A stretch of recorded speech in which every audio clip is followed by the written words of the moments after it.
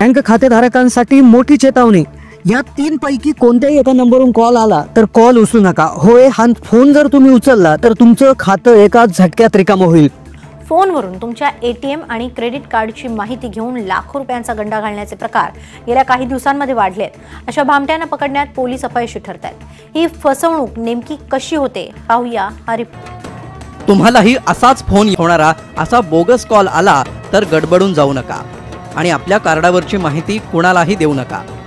तुम्ही त्यांच्या धमकीला बळी पडलात तर तुम्हाला हजारो रुपयांचा चुना लागलाच। एक कॉल और बैंक अकाउंट खाली।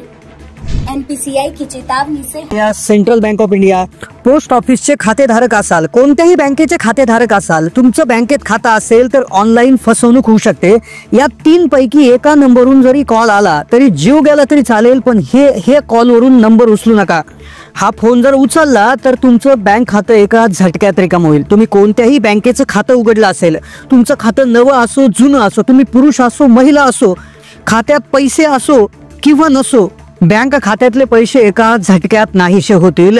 एक गोष्ट झाली अलीगडमध्ये, जे उत्तर प्रदेशमध्ये आहे। तिथे राहणाऱ्या एका महिलेला स्मार्टफोनवर एका अनोखी व्यक्तीनं कॉल केला। तिनं तो फोन उचलला।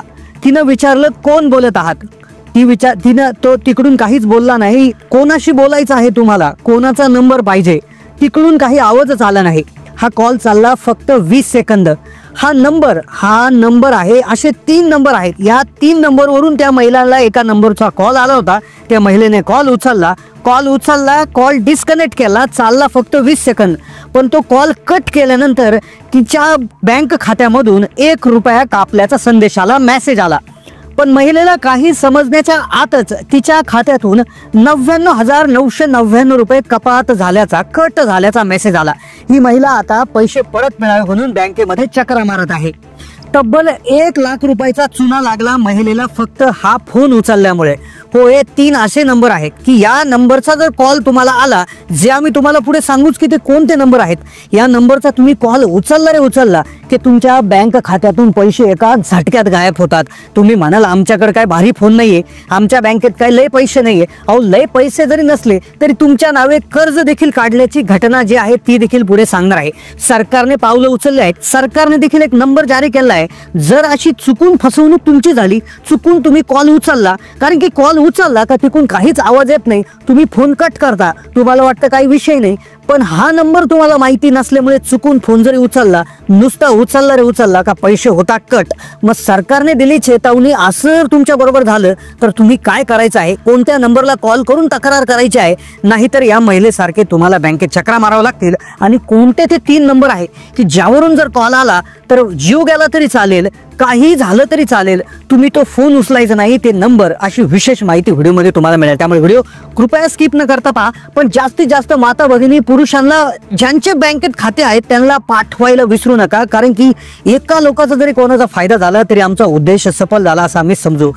सगळ्यात महत्त्वाची माहिती आहे, या नंबरवरून कॉल आला तर उचलू नका, बँक खातं होईल रिकामं। ऑनलाईन फसवणुकीच्या घटना दिवसेंदिवस वाढत आहे। आता सायबर घोटाळेबाज OTP किंवा कोड विचारत नाही, फक्त आलेला फोन घेतला, जे की या 3 पैकी कुठल्या तरी एका नंबरवरून आला की तुम्हाला फटका बसतो। आजच्या काळात तंत्रज्ञानाने मोठी प्रगती केली, जवळपास सर्व कामं ऑनलाईन होत आहे। मोबाईल इंटरनेटच्या मदतीनं आता सर्वच कामे घर बसल्या होत आहे। मोबाईलचा वापर आता फक्त फोन करण्यासाठी नाही तर इतर कामांसाठी केला जातो। मग आता बँकेत ज्यावेळेस तुम्ही खातं उघडता त्यावेळेस तुम्हाला मोबाईल नंबर तिथे द्यावा लागतो। मोबाईल नंबर बँक खात्याला कशाला जोडावा लागतो? मग तुम्ही बँक खातं तुमचं State Bank of India, post office, Indian bank, त्याचबरोबर Central Bank of India, Canara bank, UCO bank, म्हणजे कोणतीही बँक असू द्या, कोणत्याही सर्व बँकांसाठी आहेत हे 3 नंबर। या 3 नंबरवरून कॉल उचलला का फक्त 10 सेकंद कॉल चालतो, कुणीच बोलत नाही किंवा थोडंफार बोलू शकतो, पण कदाचित हा नंबर आपल्याला माहिती नसतो। आपल्याला असं वाटतं की आपला पाहुण्याचा असेल, आपल्या मित्राचा, मैत्रिणीचा असेल, आपल्या कोणतरी आपतेष्टांचा असेल। आपण तो फोन उचलतो आणि आपण विचारतो कोण आहे काय आहे, कारण की त्या महिला जी होती अलीगडमधली, त्या महिलेने विचारलं कोण बोलत आहे, कोणाचा नंबर तुम्हाला पाहिजे। 20 सेकंद कॉल चालला आणि लक्षात घ्या त्यानंतर तिनं कॉल कट देखील केला, फोन बंद करून टाकलं तिनं, पण लगेच तिच्या बँक खात्यातून आधी 1 रुपया कट झाल्याचा मेसेज आला आणि काही सेकंदात 99,999 रुपये कट झाल्याचा दुसरा मेसेज आला। म्हणजे तब्बल 1 लाख रुपयाचा चुना त्या महिलेला 20 सेकंदात लागला। का लागला तर तिला हे नंबर माहिती नव्हते।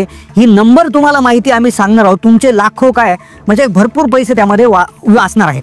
आता कोणते नंबर आहेत हे 3 हे तर सांगतोच, पण कदाचित चुकून हुकून तुमच्या बरोबर जर अशी घटना घडली आणि तुमचे पैसे जर गेले तर तुम्ही कुठे तक्रार करायची यासाठी सरकारने एक नंबर दिलेला आहे, सरकारी नंबर. तो गृह मंत्रालयाने दिला आहे. तोही नंबर व्हिडिओच्या शेवटी सांगणार आहोत. त्यामुळे व्हिडिओ कृपया हा नंबर पाहिल्याशिवाय बंद करू नका, कारण की बँकेच्या संदर्भात कोणतीही फसवणूक झाली तर या नंबरला कॉल केला की तुमचं काम होऊन जातं. आता लक्षात घ्या, सरकार काय म्हटलंय की या नंबरवरून कॉल आले उचलू नका, या नंबरवरून कॉल आले उचलू नका. आता मग कोणते नंबर आहेत ते तर सिंपल आहे बघा. भारताचा जो राष्ट्रीय कोड आहे तो आहे +91 +91. हा जो कोड आहे भारताचा तो भारताचा आहे. +91 नंबर पुढे, आता उदाहरणार्थ आपला 10 अंकी नंबर असतो तर 10 अंकी नंबर समोर कधी पहा तुम्ही अधिकचं चिन्ह आणि 91 असं लिहून येतं. आता असा जर नंबर आला तर तो तुम्ही उचलायचा आहे, पण +91 व्यतिरिक्त +92 +93 +642 +142 अशा नंबरनी सुरुवात होणारे +91 व्यतिरिक्त दुसरे कुठलेही नंबर असतील तर ते उचलू नका, कारण की ते बाहेरच्या देशातून आलेले कॉल असतात आणि बाहेरच्या देशामधून ज्यावेळेस कॉल येतात मग ते पाकिस्तान, बांगलादेश असेल किंवा इतर सौदी अरेबिया असेल किंवा कुठून ही लोक फोन करतात.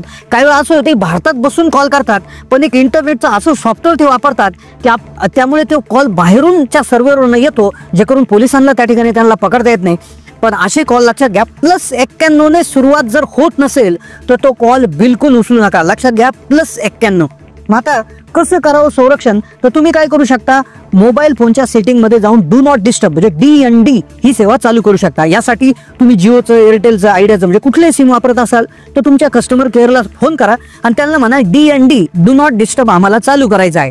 ते काही मिनिटात तुमचं डू नॉट डिस्टर्ब चालू करतील, ज्यामुळे मोबाईलचे फसवणुकीचे असतील किंवा असे स्पॅम कॉल असतील हे तुम्हाला येणार नाही, तुम्हाला त्रासच होणार नाही आणि तुमची फसवणुकीची शक्यता देखील बंद होऊन जाईल. या व्यतिरिक्त तुमचं आधार कार्ड, पॅन कार्ड, तुमचं बँक खातं नंबर, तुमचा IFSC कोड हे शक्यतो कुठेही देऊ नका, कुठेही भरू नका. सरकारी ठिकाणी योजनांसाठी द्यायचं असेल तर द्या, पण कृपा करून हे कुठेही देऊ नका. एखादी लॉटरी आली, एखादं हे आलं तर म्हणजे बिलकुल देऊ नका. आता सरकारने हेल्पलाईन क्रमांक जारी केला आहे. आता बऱ्याच वेळा काय होतं, अशा फसवणुका होतात, जसे अलीगडच्या महिलेचं झालं, बिचारीला माहिती नव्हतं. तुम्हालाही प्रॉब्लेम होऊ शकतो. एखादा सारखा नंबर दिसेल, पहा +91 नसेल सुरुवातीला तर तो फोन उचलू नका. पण कदाचित झालं, चुकून माकून झालं किंवा UPIच्या द्वारे, ATMच्या द्वारे, ऑनलाईन बँकिंगच्या द्वारे एखादी फसवणूक तुमच्याबरोबर आली तर गृह मंत्रालय आहे, भारत सरकारचं गृह मंत्रालय आहे, तर त्यांनी एक नंबर जारी केला आहे.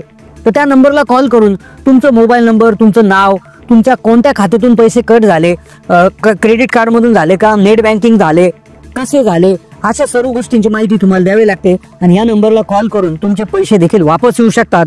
तर तो नंबर आहे 1930 1930 1930 हा नंबर आहे 1930. या नंबर हा जो राष्ट्रीय सायबर क्राईम